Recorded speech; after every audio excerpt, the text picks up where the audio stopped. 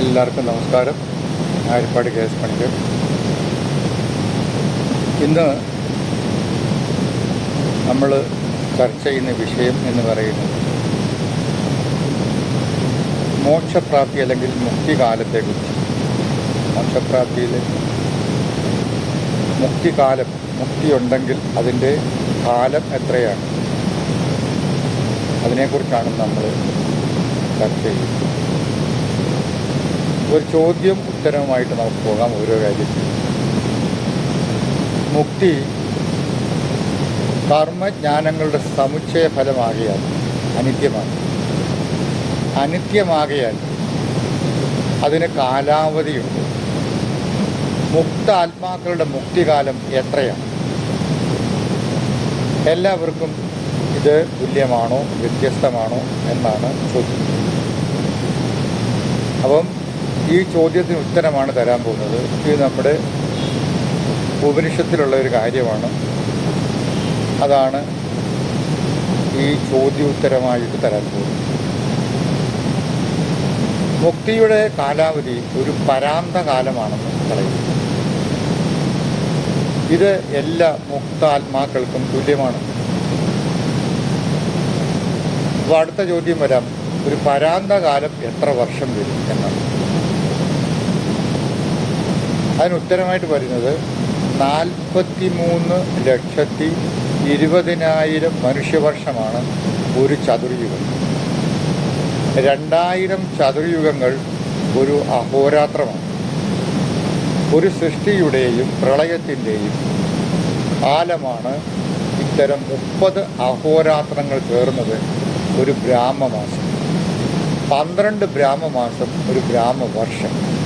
100 ബ്രാഹ്മവർഷമാണ് ഒരു പരാന്തകാലം.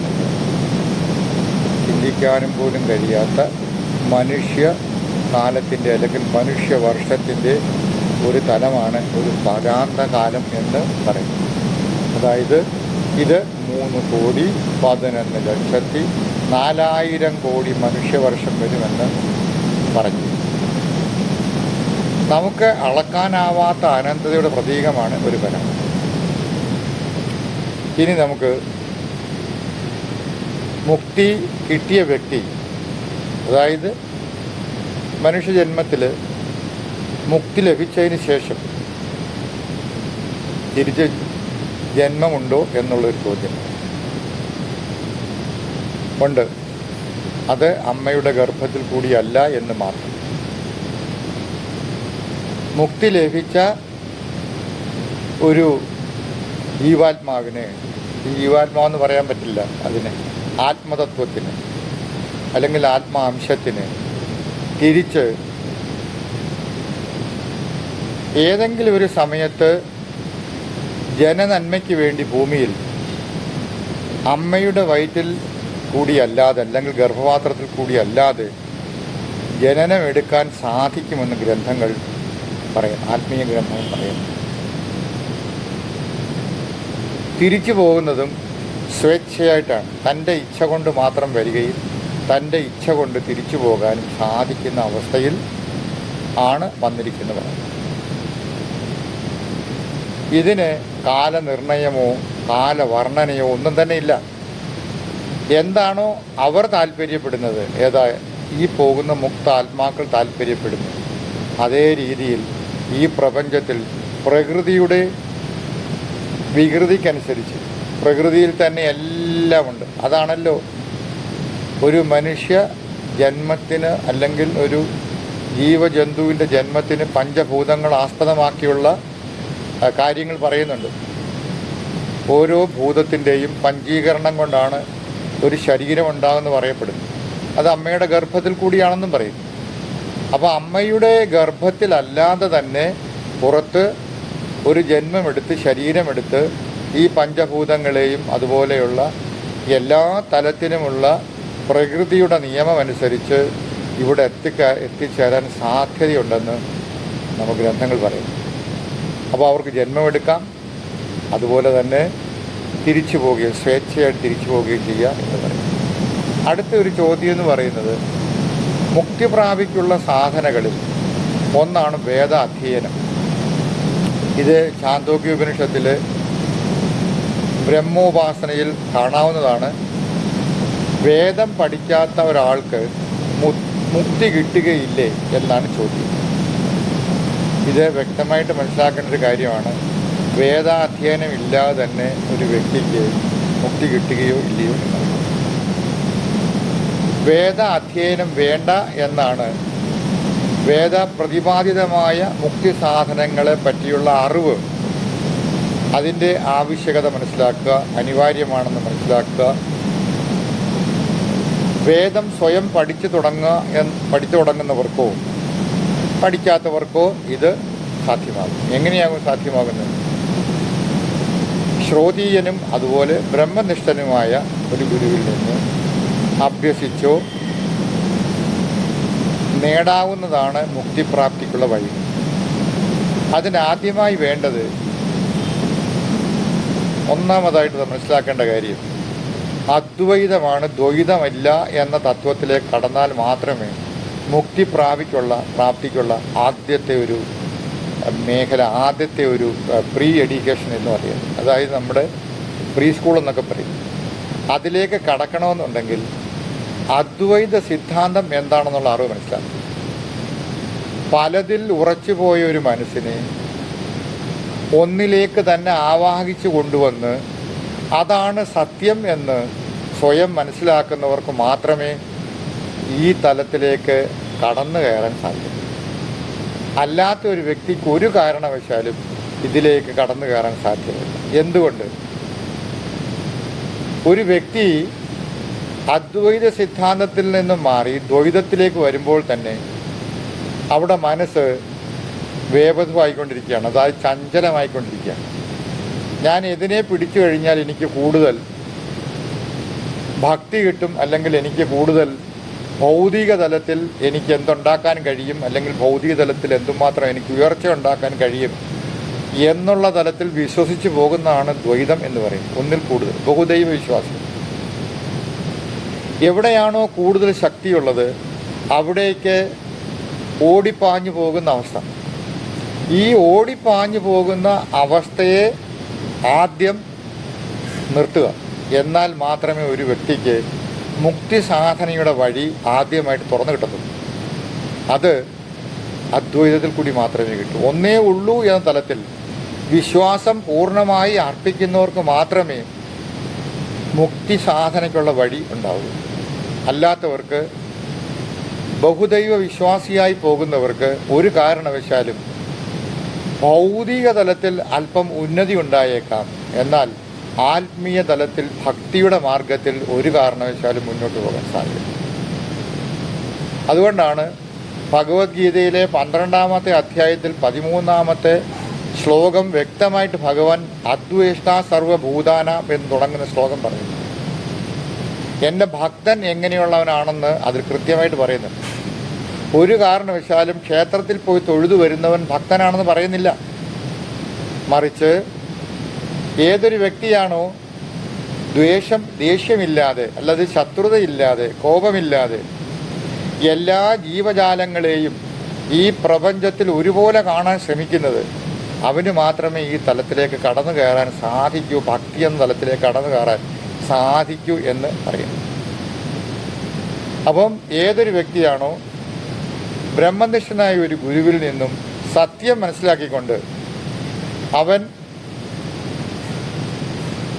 ഈ മുക്തി പ്രാപിക്കാൻ ആഗ്രഹിക്കുന്നത്, അവൻ്റെ അറിവ് എന്തൊക്കെയായിരിക്കണം? അതാണ് യോഗ തലത്തിൽ പാതഞ്ജലി മഹർഷി പറഞ്ഞിരിക്കുന്ന അഹിംസ, സത്യം, ബ്രഹ്മചര്യം, നിർലോഭത, ശുചിത്വം, സന്തോഷം, ഈശ്വരഭക്തി എന്നിവ എവിടെയെങ്കിലും ഉണ്ടെങ്കിൽ അത് വേദജ്ഞാനം ആണെന്നും മുക്തി സാധനയ്ക്കുള്ള മാർഗമാണെന്നും മനസ്സിലാക്കിക്കൊള്ളൂ. ഇത്രയും കാര്യങ്ങളുണ്ടാവണം. അവന് ആ തലത്തിലേക്ക് കടന്നു കയറാനും അതിൻ്റെ അർത്ഥം ഗ്രഹിച്ച് ഒരു ബ്രഹ്മനിഷ്ഠനായ ഗുരുവിൽ നിന്നും ഇതെല്ലാം മനസ്സിലാക്കി മുന്നോട്ട് പോകുന്ന വ്യക്തിക്ക് വളരെ സാവധാനത്തിൽ പടിപടിയായിട്ടുള്ള ഉയർച്ചയിലേക്ക് പോകാൻ സാധിക്കും. വേദജ്ഞാനത്തിൻ്റെ കുറവ് ഇതിൽ നിന്നും അകറ്റാൻ പറ്റും. വേദം പഠിക്കാതെ തന്നെ ആരെങ്കിലും ഇവ സമാചരിക്കുന്നു എങ്കിൽ അയാൾക്ക് മുക്തിക്ക് അധികാരിയാണെന്ന് പറയാൻ പറ്റും. ആ മുക്തിക്ക് അധികാരിയായ വ്യക്തിക്ക് ജാതിയില്ല, മതമില്ല, വേഷമില്ല, ദേഷ്യമില്ല, ആചാര്യമില്ല, ഒന്നുമില്ല, ആചാരമില്ല, ഒന്നുമില്ലാത്ത അവസ്ഥ. നമ്മളെല്ലാം തന്നെ ആചാരങ്ങളിൽ കുരുങ്ങി കിടക്കുന്നവരാണ്, വേഷഭൂഷാദികളിൽ കുരുങ്ങി കിടക്കുന്നവരാണ്. ഏതെങ്കിലും തരത്തിൽ ഒരു സന്യാസി വേഷം ധരിച്ച ഒരു വ്യക്തി വന്നു കഴിഞ്ഞാൽ ആ വ്യക്തിയെ ബാഹ്യമായ വിധത്തിൽ നമ്മൾ കണ്ടുകൊണ്ട് അത് സത്യമാണെന്ന് ഗ്രഹിച്ച് അതിൻ്റെ പുറകെ പോയി പടുകുടിയിൽ വീഴുന്നവരാണ് നമ്മൾ. ഞാൻ ഹിന്ദുത്വത്തിൻ്റെ തലത്തിലുള്ള ഒരു കാര്യമാണ് പറഞ്ഞത്, മറ്റേ മതത്തിനെ ഞാനൊന്നും പറയുന്നില്ല. അപ്പോൾ ഏതൊരു വ്യക്തിയാണോ ആ തലത്തിൽ നിന്നുകൊണ്ട് ആചാരങ്ങളിൽ മുഴുകിക്കഴിയാതെ, ആചാരങ്ങൾ എന്ന് പറയുന്നത് ഓരോ തലത്തും ഓരോ വിധത്തിലാണ് ആചാരം. നമ്മുടെ ആചാരം എന്ന് പറയുന്നത് രൂപത്തിൽ വിശ്വസിച്ചു പോയ ആചാരമാണ്. ആ രൂപത്തിൽ വിശ്വസിച്ചു പോയ ആചാരത്തിൽ നിന്നും ഏതൊരു വ്യക്തിയാണോ വ്യക്തമായിട്ട് പറഞ്ഞു കഴിഞ്ഞാൽ, നമ്മൾ ഇവിടെ വന്ന പ്രവാചകന്മാരുടെ ജനന മരണാദികൾ, മരണത്തിൽ ദുഃഖിക്കുകയും ജനനത്തിൽ സന്തോഷിക്കുകയും ചെയ്യുന്നവരാണ്. ഇപ്പം ഒരു ഉദാഹരണം പറഞ്ഞു കഴിഞ്ഞാൽ ജന്മാഷ്ടമി, ആ ദിവസം നമ്മൾ കൊടിക്കൂറകളും അതുപോലെ തന്നെ പല വിശിഷ്ടങ്ങളായ കാര്യങ്ങൾ ചെയ്ത്, അല്ലെങ്കിൽ വളരെ കളർഫുള്ളായിട്ടുള്ള കാര്യങ്ങൾ ചെയ്ത് ആഘോഷിക്കാറുണ്ട്. ഈ ആഘോഷം എന്ന് പറയുന്നത് ആ വന്ന ഏതാണോ അവതാരമൂർത്തി, ആ അവതാരമൂർത്തിയെ നമ്മൾ അദ്ദേഹത്തിൻ്റെ ജന്മദിനം ആഘോഷിക്കുക.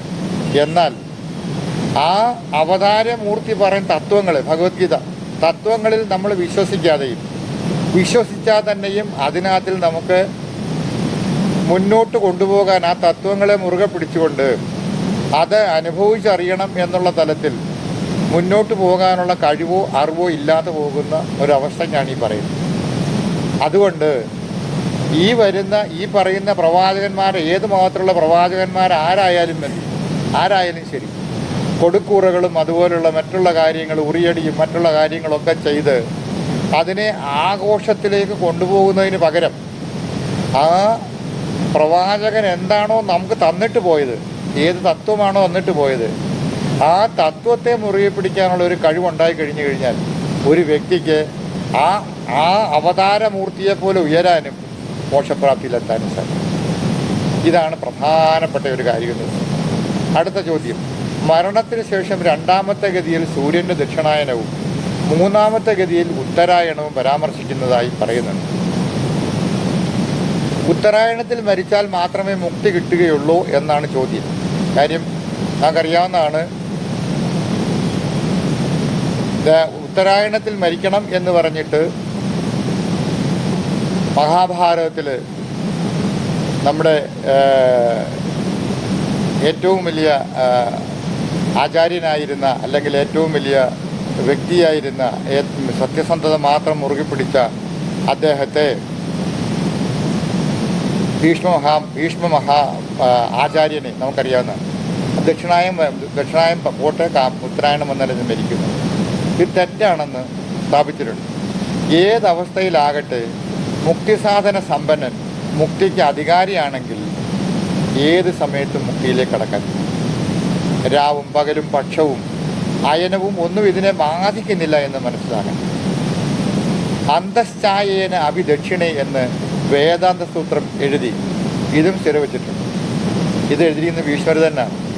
എപ്പോൾ മരിച്ചാലും പ്രശ്നമില്ല, അതിൽ ആ വ്യക്തി മുകളിൽ പറഞ്ഞ കാര്യങ്ങളിൽ കൃത്യമായിട്ടും അനുഷ്ഠിച്ചിട്ടുണ്ടോ എന്ന് മാത്രമേ നോക്കുന്നു, അതിന് അർഹനാണോ എന്ന് മാത്രമേ നോക്കുന്നു.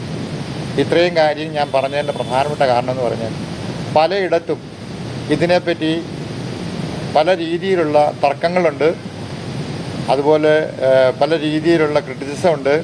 പരാന്തകാലത്തെക്കുറിച്ചും അതുപോലെ തന്നെ ഉത്തരായണ ദക്ഷിണായനത്തെക്കുറിച്ചും ഒക്കെ പലയിടത്തും ഇതിനെ അറിയാൻ കഴിഞ്ഞിട്ടുണ്ട്, അങ്ങനെയുള്ള പ്രശ്നങ്ങൾ. അതുകൊണ്ടാണ് ഇന്നത്തെ ഈ വീഡിയോയിൽ ഞാനിത് രേഖപ്പെടുത്താൻ കാരണം. എല്ലാവർക്കും